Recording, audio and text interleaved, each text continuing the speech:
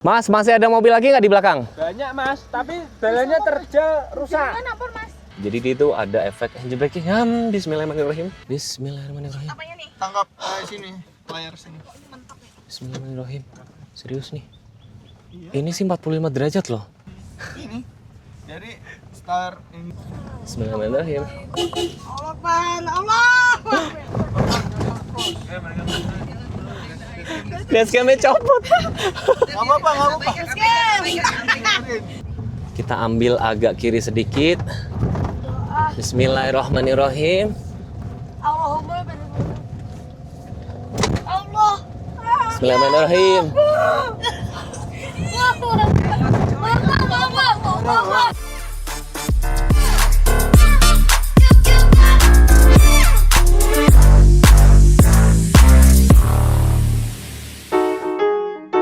Kalian inget gak, dulu pas gue masih pegang mobil RWD, semua orang kompak bilang, mobil tangguh tuh ya penggeraknya di belakang. Kalau nanjak baru berasa deh karakternya. Terus gue pindah ke sini, Toyota Veloz Hybrid, penggerak depan, transmisi CVT, dan komentar pertama yang nongol di kolom komentar cuma satu. Om, yakin tuh FWD kuat nanjak di pegunungan? Apa nggak ngeden di tanjakan ekstrim? 3 hari, satu keluarga, satu mobil, dan satu tanjakan paling brutal di Dieng.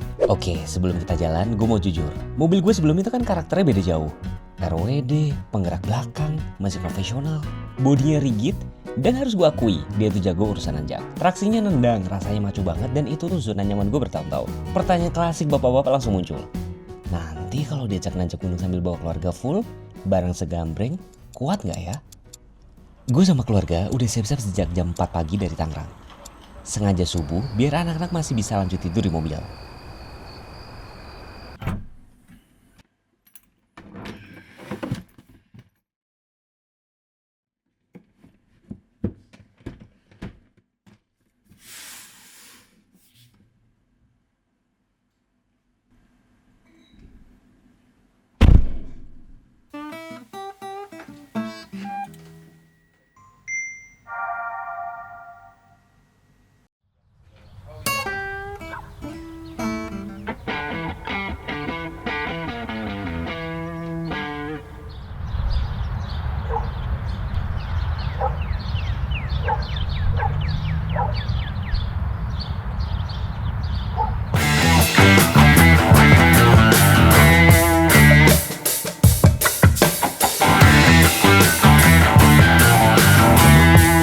Dan disinilah hal pertama yang langsung kerasa beda dari mobil hybrid ini. Senyap.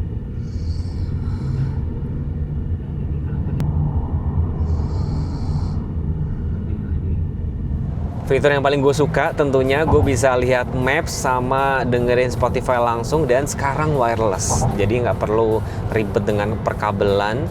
Kalau baterainya habis tinggal ngecas secara wireless. Terus karakter suspensinya kalau lewat MBZ kayak gini, ini perdana loh gue pakai mobil ini lewat MBZ. Ini cukup stabil, suspensinya cukup meredam nih. Sambungan-sambungan yang kalian tahu sendiri lah ya. Kabinnya juga cukup kedap. Dan gue mau jujur dulu di depan nih. Video kali ini fokusnya bukan irit-iritan BBM, tapi keseruan jalan jauh dan satu pertanyaan besar yang ditunggu banyak orang. Kuat nggak FWD ini nanjak Dieng?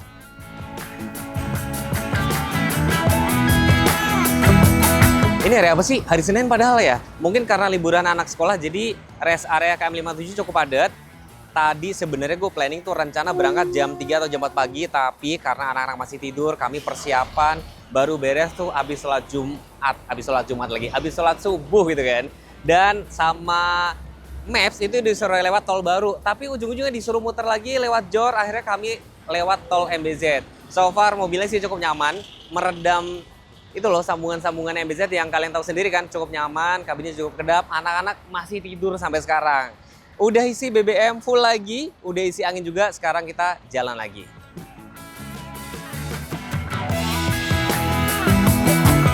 Kita juga lihat tiap 2 jam mampir rest area, gue ngopi, anak-anak pipis, isi stretching. Santai aja, gak dikejar waktu. Tapi diam-diam gue udah mikirin medan yang nunggu di depan.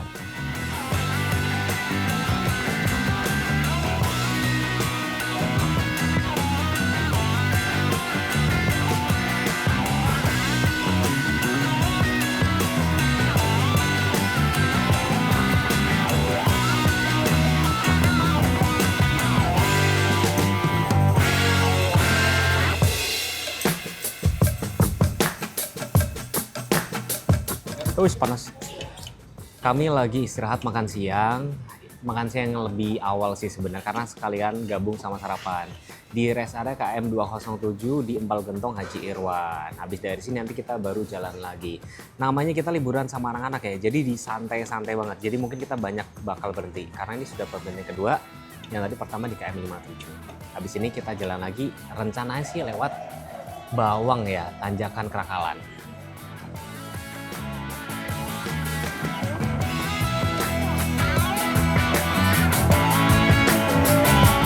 Gue kelar tol Kandeman jam 2 siang.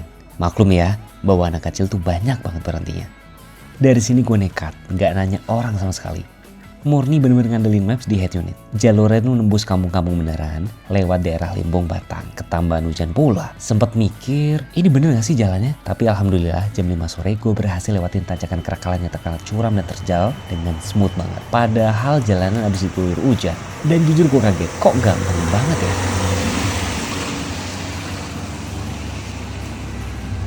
Padahal kalau gue liat-liat di video-video medsos, banyak mobil FWD pada gagal nanjak. Kok mobil gue berasa gampang banget ya?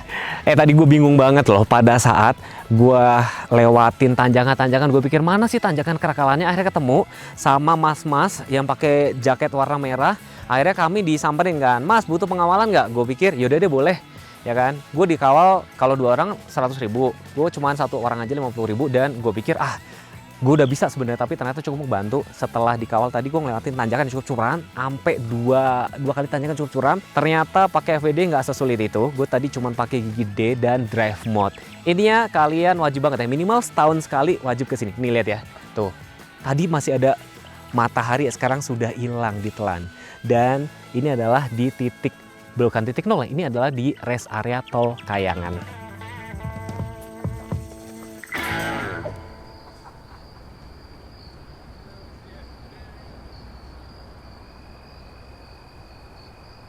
Jam 6.22 gue tiba juga di desa tertinggi di Indonesia. Bener gak sih? Nih ketinggiannya tuh kurang lebih sekitar 1936 meter di atas permukaan air laut ya kan.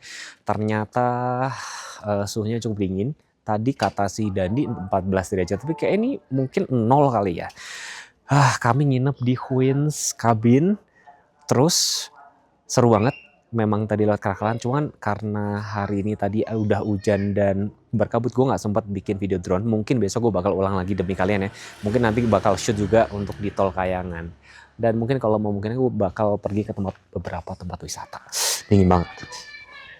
Jam 3 pagi kami bangun siap-siap ke Bukit Cikunir. Salah satu spot golden sunrise paling terkenal di Dieng, di ketinggian 2300 mdpl. Pas tanya penjaga villa, gue langsung disaranin naik jeep. Tapi kalian tau lah ya, gue kan justru pengen manfaatin Veloz ini buat kemana aja. Sekalian patahin stigma, mobil ini bandel apa enggak.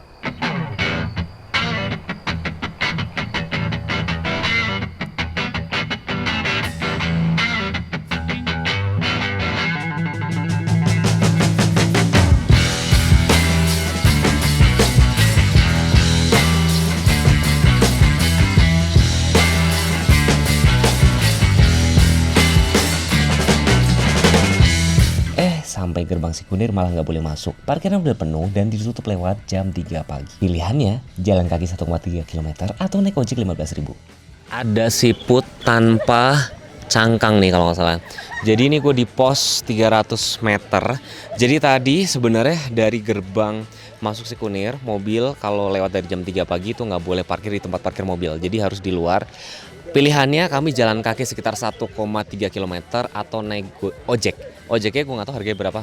Gue nggak tahu berapa karena gue mikir buat jalan kaki. Nah naiknya ini kurang lebih total kalian butuh waktu sekitar 15 setengah jam lagi atau sekitar 500 meter. Sayangnya hari ini tadi pada saat kami take untuk pakai drone itu nggak dapet sunrise dengan clear. Tapi cukup sih dapat gambar gunungnya juga.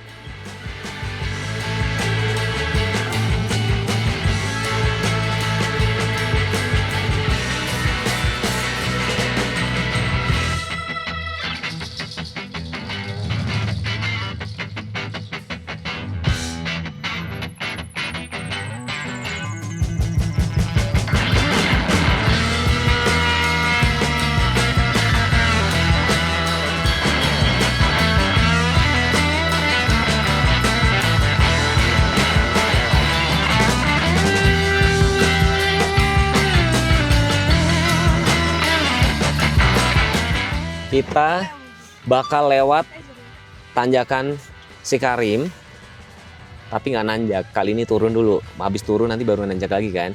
Ini kita ambil tag videonya dari drone. Sekaligus kita ngetes ya. Kalau pada saat diturun kayak gini, teman-teman sebaiknya pakai gigi B untuk si Veloz Hybrid ini. Jadi dia itu ada efek engine braking. Bismillahirrahmanirrahim. Oke. Remnya tuh agak dikocok gitu ya. Oke. Oke, bismillahirrahmanirrahim. Oke, saya tahu kok pelan-pelan. Nice. Di sini mobilnya diisi berapa orang dewasa ini total? 1, 2, 3, 4, 5 dewasa, 2 bocil. Di belakang saya nih ada Jeep. Jadi memang kalau buat misalkan teman-teman berkunjung ke sini nggak pede sama mobilnya, itu bisa pada pakai sewa Jeep. Cuman ya saya tentunya penasaran. Saya biasa naik mobil RWD atau konvensional yang biasanya pergi kemanapun nggak pusing gitu kan. Nah sekarang kan pakai FWD ya kan. Kemarin udah lewatin Krakalan, lolos dengan aman. Nah ini si Karimnya. Bismillahirrahmanirrahim. Apanya nih? Tangkap sini, layar sini. Bismillahirrahmanirrahim. Serius nih. Iya. Ini sih 45 derajat loh. Ini nih. Tapi ugal-ugalan. Itu kan ada bantu. Mentok banget loh ini. Bismillahirrahmanirrahim. Jadi remnya agak dipompa aja. Nah, Bismillahirrahmanirrahim. Jadi ini kan tanjakan Cikarimnya kan? Iya. Ini. Jadi star enggonya di sini nih. Alhamdulillahirrahmanirrahim. Aman turunnya. Aman. Ini bisa untuk simpangan 2 mobil sebenarnya.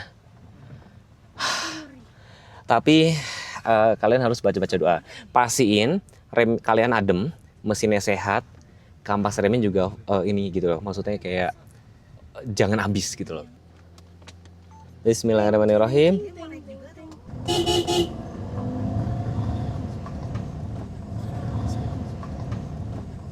Bismillahirrahmanirrahim. Allah Akbar, Allah.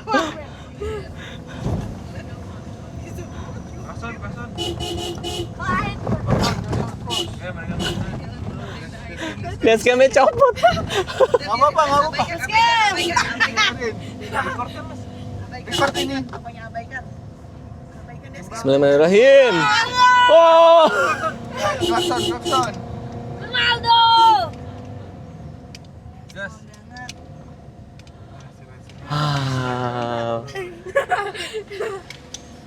Bismillahirrahmanirrahim. Sekarang kita naik. Bismillahirrahmanirrahim. Kita ambil agak kiri sedikit. Bismillahirrahmanirrahim. Allahumma barik. Allah. Bismillahirrahmanirrahim.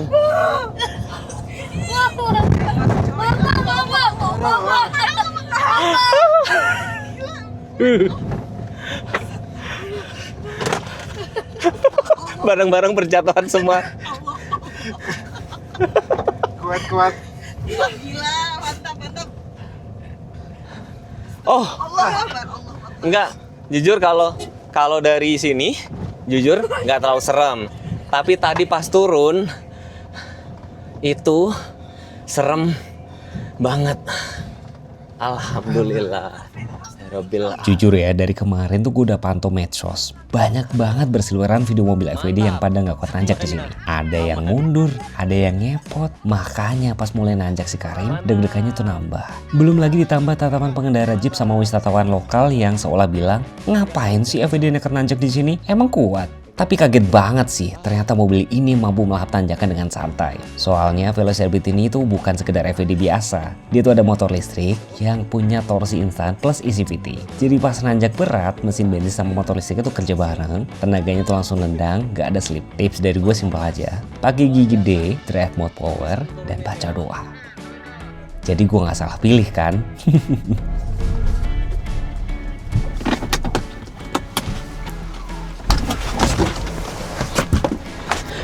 Aduh, gue kan lama pakai ras ya kan, RWD AT konvensional.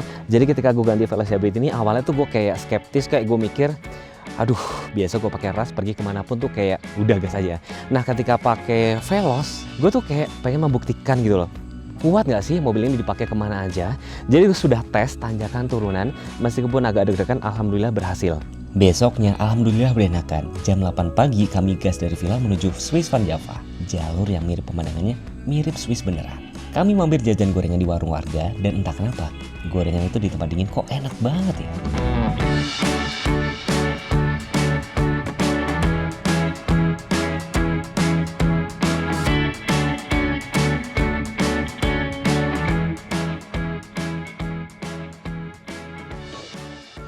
Tehnya sudah habis dan ini gue ada di Swiss Van Java. Kenapa sih disebut Swiss Van Java? Mungkin karena kayak mirip Swiss ya, lihat ya backgroundnya, pegunungan bagus banget kan. Ini di desa Sirangkel, ketinggiannya sekitar 1400 dan tadi si Karim itu sekitar 1800 apa 2000 gitu. Desa tertingginya tuh di Sembungan sekitar 2200. Abis dari sini nanti gue bakal ke Telaga Menjer, abis ke kebun teh Panama. Dan nanti kalian bisa kepoin BTS-nya di Instagram teguh.ku atau Instagram teguhku. Terima kasih sudah menonton, jangan lupa subscribe. Dan next gue jalan kemana lagi, komen ya. Yuk kita jalan yuk. Habis foto-foto dan puas, perjalanan kami lanjut. Kami sempat mampir ke Telaga Menjer, tapi karena harus check out siang itu, kami cuma ambil gambar sebentar pakai drone.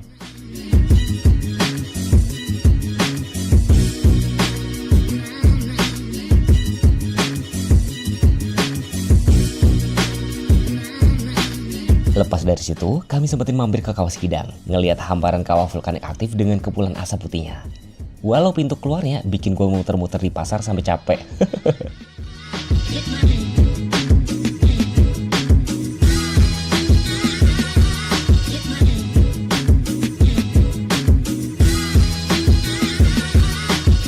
Sekarang gue udah bisa bernafas lega juga karena ternyata si Veloz Hybrid ini bisa diandelin di medan yang se-ekstrim ini. Dan ini sekalian jawab pertanyaan yang dari kemarin banyak masuk. Mas Teguh, kenapa sih nggak beli EV atau plug-in hybrid sekalian? Kenapa malah pilih Veloz Hybrid? Jawabannya simpel aja sih. Gue ini orangnya kan mobile, sering jalan kemana-mana, kejar waktu, kadang tuh medannya nggak ketebak kayak trip di kayak ini. Dan jujur, gue masih ngerasa punya EV atau PHEV itu belum se-fleksibel hybrid buat kebutuhan gue sekarang. Masih harus mikirin ngecas di mana, belum lagi kalau harus buru-buru antri di SPKLU, dan banyak banget drama-drama lainnya. Buat gaya hidup gue yang serba gerak, itu tuh masih jadi pertimbangan besar. Apalagi kebanyakan EV atau PHEV itu nggak punya ban serep. Nggak kebayang ya kalau ban sobek di tengah kampung kayak gini. Tapi catat ya, gue tuh nggak anti EV sama sekali. Justru pengen banget. Cuma buat gue posisinya mungkin bakal lebih cocok buat mobil kedua. Jadi bukan soal mana yang lebih bagus, tapi mana yang lebih pas sama pola hidup masing-masing.